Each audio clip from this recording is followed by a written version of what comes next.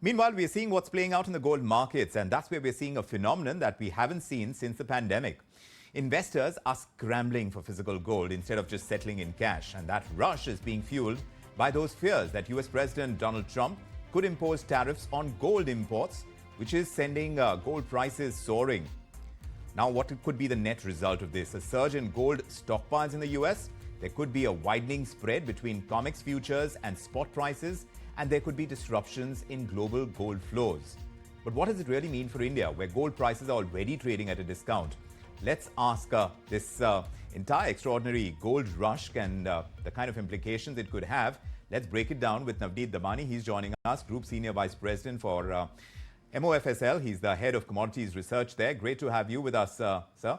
Tell us, in your understanding, we are seeing this remarkable piece where COMEX gold inventories in New York have nearly doubled from what we've seen in November to what we see now in early February.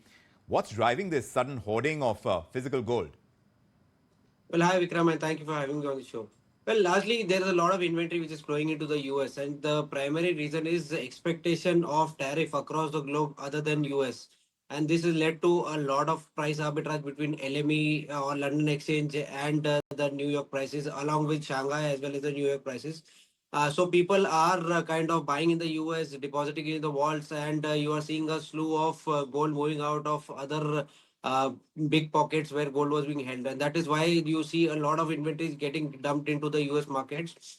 The Indian markets are pretty trading at an inverted proportion at this point in time. We are seeing that Indian markets are trading at a 20 to $30 discount to what we've seen in the international global markets, because the demand side story is not as significant here as it's in the other part of the world. But now with COMEX gold futures trading at this significant premium over spot prices, how is that going to play out in the coming months? Will this arbitrage opportunity persist, do you think? Well, I don't see this arbitrage opportunity because it started with Trump imposing a tariff or expectation of him imposing tariff across a lot of nations and importing tariffs in the US as well, imports to the US. But we have not heard anything of that sort coming into gold at this point in time.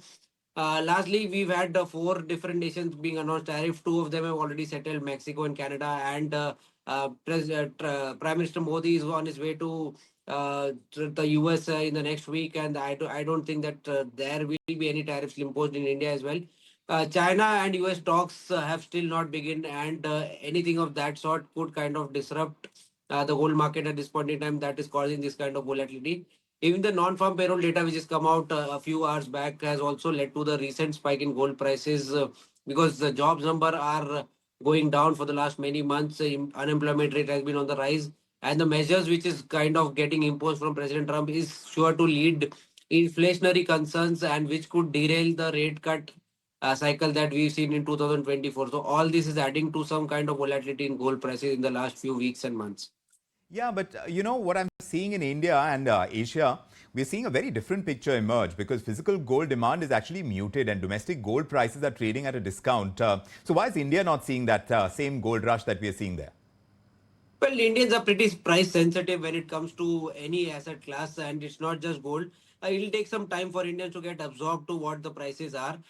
Mind you, we've also trading at the weakest point in terms of currency, so that is also added about 4% premium to gold prices than the rest of the world, because we at the start of 2024 we were at 83 to the dollar, and as we speak we are at 87 and a half to the dollar. So that is also adding to some kind of gold prices. I think the marriage season or the wedding season is also kind of around the end of the season, and the natural demand that we've seen is kind of getting a little muted. If the price continues to stay here for say maybe a couple of weeks, then you might see gold getting flavor or getting traction once again. But till then, the Indian demand it generally is the trend that once you see a massive price spot, the demand is muted and then eventually it starts to catch up. So, Mr. Damani, in light of that, what do you see happening to jewelry companies, Titan, Kalyan Jewelers? They are hinting at rising gold lease rates. So, banks are going to be struggling to manage supply. Do you think that could impact pricing even more when it comes to gold jewelry in India? Well, people have gradually started to shift into lower caratage of jewelry. We were talking about 24, 22 carats few years back. Now today we talk about 9 to 8 12 carat jewelry, and that is the nature of the market. It keeps on shifting. Definitely, there is going to be some pressure on banks as well as these gold jewelry companies. But a lot of them are holding sizable quantity of gold in their books. So even if the sale is down, they are the mark to market or the holding has gone up very significantly. In fact, in the last 7 trading session, gold is up by about 5,000 rupees, which is about 5 lakh rupees per 1 kg. So these companies which are holding maybe 5, 7, 10, 20 tons of gold are likely to be beneficial, and their balance sheets are likely to get exploded. And for gold loan consumers, Mr. Damani, a higher loan to value and a higher LTV ratio means that there would be better financing deals. Are we likely to see more demand for gold-backed loans even if gold buying remains subdued? Well, that eventually should happen. That happens in most of part of the world. It's very prevalent in Shanghai. It's very prevalent in the US. In India, it's still not a very prevalent market. In fact, RBI kind of uh, allows it to a very small extent, and I think it's high time now that a lot of individuals who are holding hold can get the benefit out of these gold back scheme loans. So why not think towards it? If the RBI gives some incentive, it definitely is going to be the way forward. So then, talking about the way forward, Mr. Damani, do you see gold's rally sustain, or are we likely to see some correction once this uncertainty around US trade policies settles? And like you mentioned, the Prime Minister is on his way to the US, and this tariff issue is going to be top of mind. And we've heard from the Ministry of External Affairs as well that there is going to be intense discussions on tariffs. So where do you see gold prices, at least for Indians now? Well, I think the last run up that you're seeing for the last few days or weeks is a little exuberated, and gold typically has a tendency to overshoot at times, and before it kind of gives a plateau or consolidation. Historically, we see in January and February, whatever be the trend, kind of reverses in the next few months, and typically I expect that the similar trend could follow in the next few months also. So if this kind, we've given 6% returns in the last month and about 4% returns already in the month of February. So I think eventually at 2850 $2,900, this run up could kind of start to get a little exhausted, little plateaued. But I do not rule out a possibility of $3,000 in the year 2025. So even if there is a cut, there is a dip in prices, these will attract buying opportunities for bargain hunters.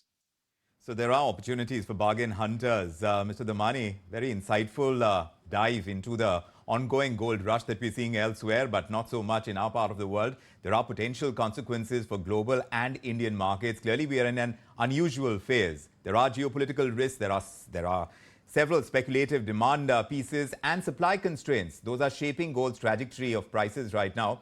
So we'll be watching how this unfolds. But Mr. Damani, thank you very much for joining us on India Tonight.